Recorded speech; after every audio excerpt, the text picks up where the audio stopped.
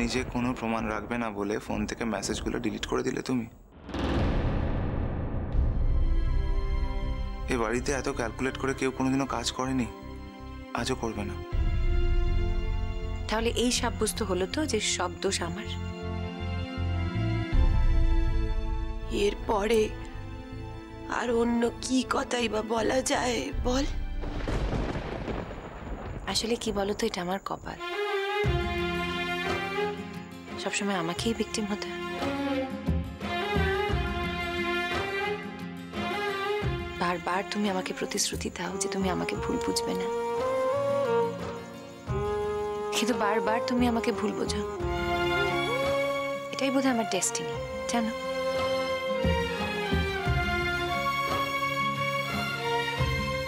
You R right ফুলঝুরি, তুমি তোমার ডেস্টিনিকে overcome করতে পারলে না। আমি তোমাকে বিশ্বাস করেছি, আমি কখনো তোমাকে অবিশ্বাস করতে চাইনি, কিন্তু তুমি নিজেই তোমার কথার কোনো ব্যাখ্যা দিতে পারছো না। যেদিন ব্যাখ্যা দিতে পারবে সেদিন আমি আমার সমস্ত কথা ফিরিয়ে নেব।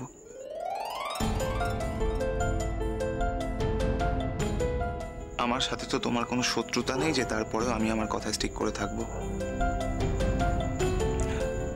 তুমি আমাকে প্রমাণ দাও,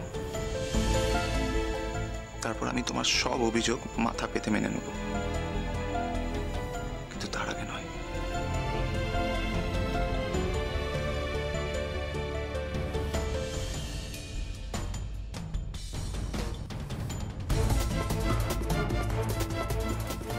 ও শুনছো? চলো একের দিকে, চলো দেখিনি। আমার বাপের বাড়ির মানুষদের ব্যবহার তো তোমার সামনে আমার আর লজ্জার অবধি থাকছে না।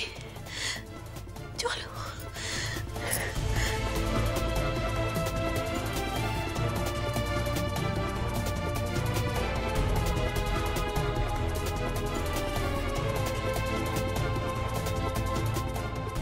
কি করে প্রমাণ করব যে কাজটা আমি করিনি?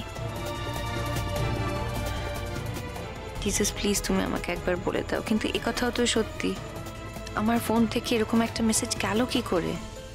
কে করলো এই কাজ? দিয়া তো সত্যিই ছিল না, তাহলে কে? এই বাড়িতে এমন কেউ আছে কি যে দিয়ার মতোই আমার সবসময় হারাতে চায়? কিন্তু কে সে? না না, আর কেউ নেই, আর কেউ নেই। সবাই আমাকে এত ভালোবাসে, আমি আজ নিজে একটা বিপদে পড়েছি বলে তাদের ভালোবাসাকে সন্দেহ করতে পারি না।